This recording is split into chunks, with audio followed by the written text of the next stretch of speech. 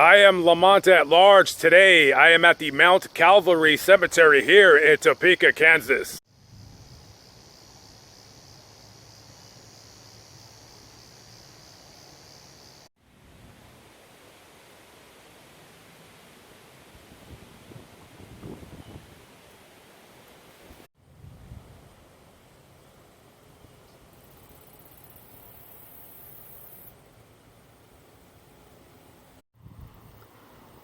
Jennifer Renee Doltmeyer, September 23rd, 1983 to October 26, 2002, our precious girl. Ms. Doltmeyer died in a car accident.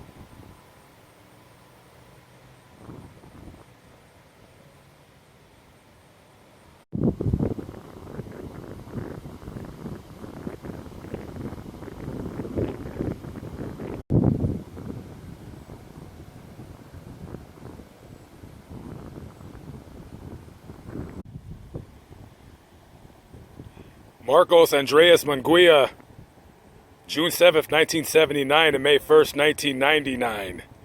Our son, brother, and uncle, the laughter and music of our lives.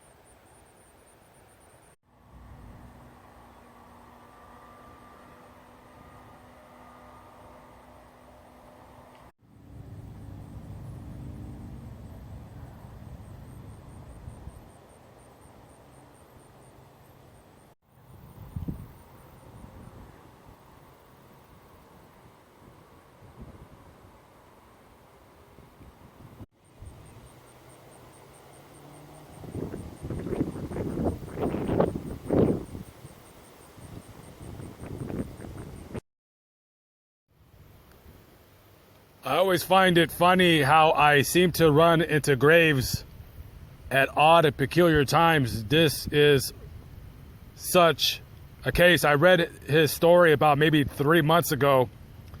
This is Alonso Brooks, also known as Zoe, May 19th, 1980 to April 4th, 2004. So the story is a little bit murky. I'll try to tell it as best as I can.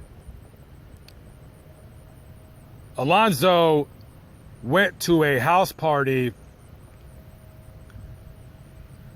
and that's when the story really just becomes very convoluted. According to some eyewitnesses at the party, a fight ensued between Alonso and some other people, and they said that they were throwing out racial slurs at him. He was one of only a few black people at the party. The next day, he didn't turn up back home. His mother got worried, family members got worried, and so they called the police, and the police got the FBI involved because they believed there might be some kind of a hate crime involved. They searched the area, the barn area where the party took place. Nothing was found. Nobody talked. Nobody said anything. And a month passed by, and Alonso's family, well, they got a bunch of safety vests, and they went looking in the area of the party themselves. And within an hour of them searching, they found his remains in a brushy area. The police were somewhat mystified that they were able to just find the body like that when supposedly they had searched the same area and nothing turned up. This case does sound very odd and peculiar. But the FBI later dropped the investigation when they just didn't have enough conclusive evidence to prove whether a hate crime happened or not. So far, this is considered an unsolved homicide. Nobody's talking and nobody said anything. I know the people out there in this town, Topeka, Kansas, one of you guys is going to watch this video in all due time, and you were there. You know more than what you said to the investigating detectives. If anybody has any information, if you want to say something now, maybe you want to say something in 6 months, it's up to you. Call the Linn County Sheriff's Department, 913-795-2665. This young man was murdered. Somebody knows something.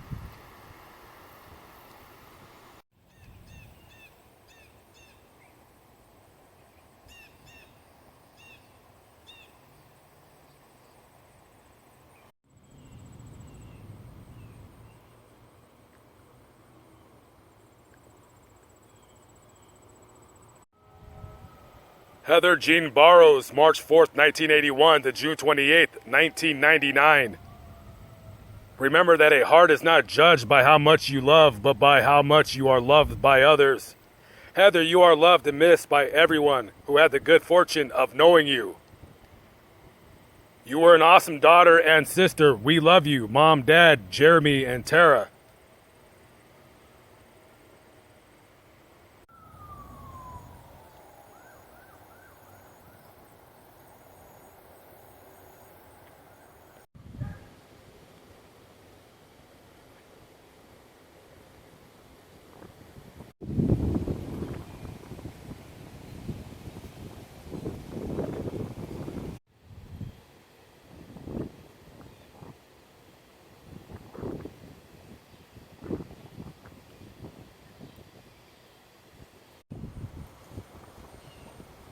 I'm not going to say the story of how this dude right here got here.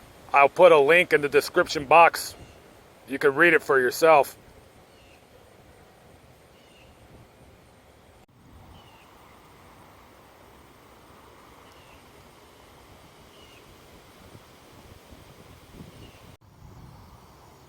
Emily Stueve, June 3rd, 1980 to March 21st, 2012. Beloved, I am sorry if I'm saying your name wrong.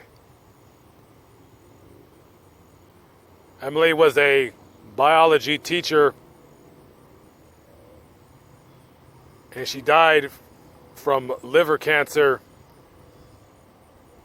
Her and her family decided to stop all the treatments, and the doctors told her family that she had around maybe 2 months to live, but she ended up passing away about 2 weeks after all treatment ceased. She was 31 years old.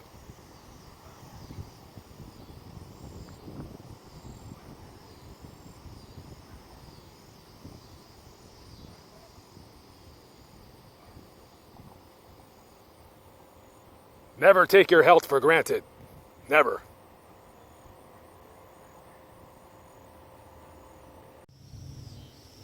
Brian Eugene Ralston, December 19th, 1970 to June 27th, 2007. Proud father of Malcolm and Dominic.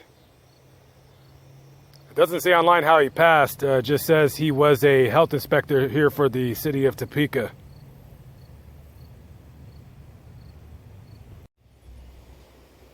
Beloved son, brother, and friend, Michael Georgeson, November 18th, 1991, August 23rd, 2011. It's never goodbye.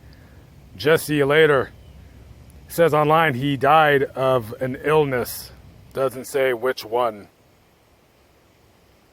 19 years old.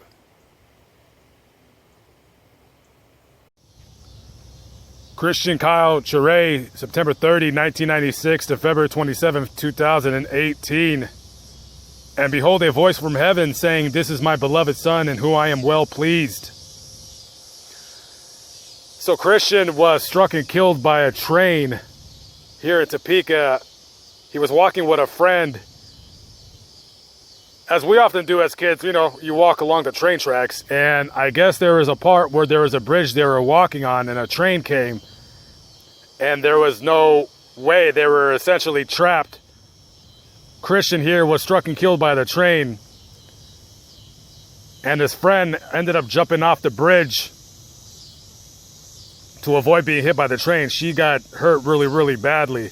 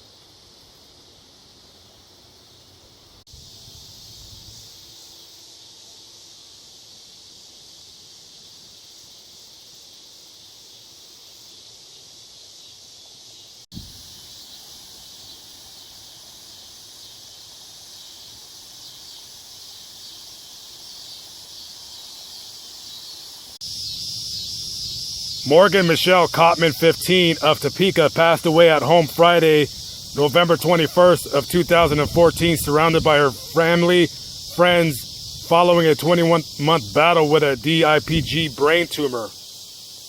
Morgan was born April 22nd, 1999 in Topeka, the daughter of Jerry and Christine Hurlick Cottman. Morgan was a sophomore at Seaman High School, where she played basketball and was a team manager. Morgan loved singer Austin Mahone, and her best day ever was meeting him. Her second best day was finding that he followed her on Twitter. Morgan was wise beyond her years. Following her diagnosis, she lived her life according to the following quote: "When something bad happens, you have three choices. You can either let it define you, let it destroy you, or you can let it strengthen you." Morgan was a member of Mother Teresa of Calcutta Catholic Church. She was excited to go to heaven to meet Jesus.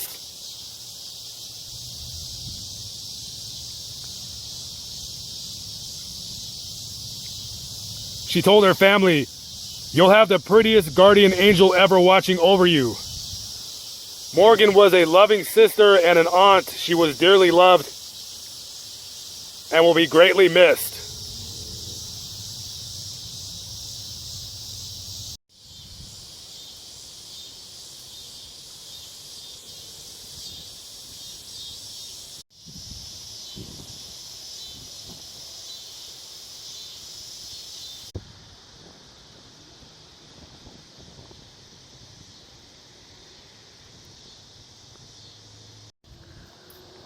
Okay guys, the sun is setting down. Another video in the vault.